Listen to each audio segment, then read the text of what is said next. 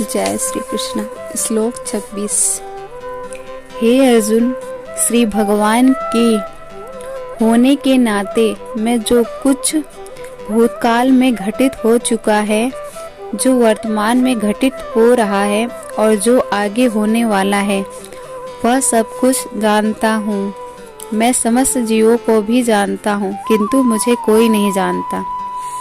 इसका तात्पर्य है कि यहाँ पर साकारता तथा निराकारता का स्पष्ट उल्लेख है। यदि भगवान कृष्ण का स्वरूप माया होता है, जैसे कि मायावादी मानते हैं कि उन्हें भी जीवात्मा की भांति अपना शरीर बदलना पड़ता है और विगत जीवन के विषय में सब कुछ विस्मरण हो जाता है। कोई भी भौतिक देहधारी अपने विगत जीवन की स्मृति बनाए नहीं रख पाता, ना ही वह भावी जीवन के विषय में या वर्तमान जीवन की उपलब्धि के विषय में भविष्यवाणी कर सकता है। अतः वह यह नहीं जानता कि भूत, वर्तमान तथा भविष्य में क्या घट रहा है। भौतिक कलमश से मुक्त हुए बिना वह ऐसा नहीं कर सकता है।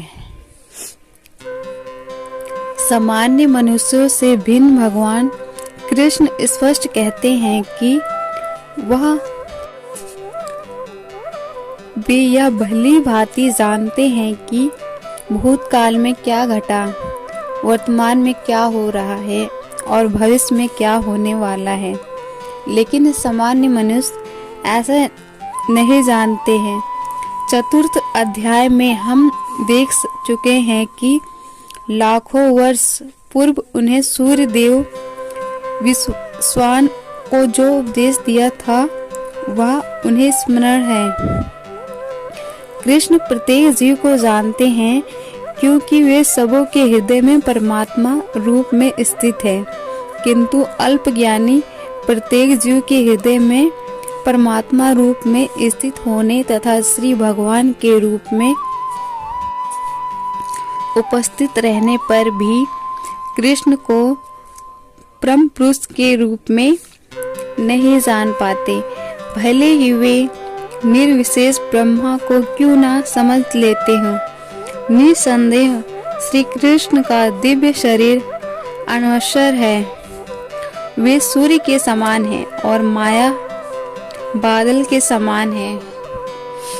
भौतिक जगत में हम सूर्य को देखते हैं, बादलों को देखते हैं और विभिन्न नक्षत्र तथा ग्रहों को देखते हैं। आकाश में बदलने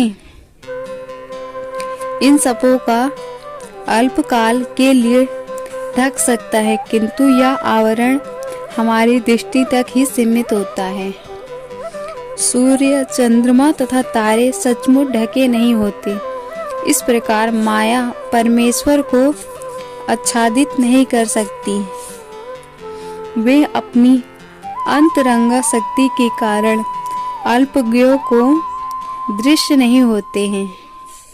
जैसा कि इस अध्याय में के 33 श्लोक में कहा गया है कि करोड़ों पुरुष में से कुछ ही सिद्ध बनने का प्रयत्न करते हैं और शास्त्रों ऐसे सिद्ध पुरुषों में से कोई एक भगवान कृष्ण को समझ पाता है।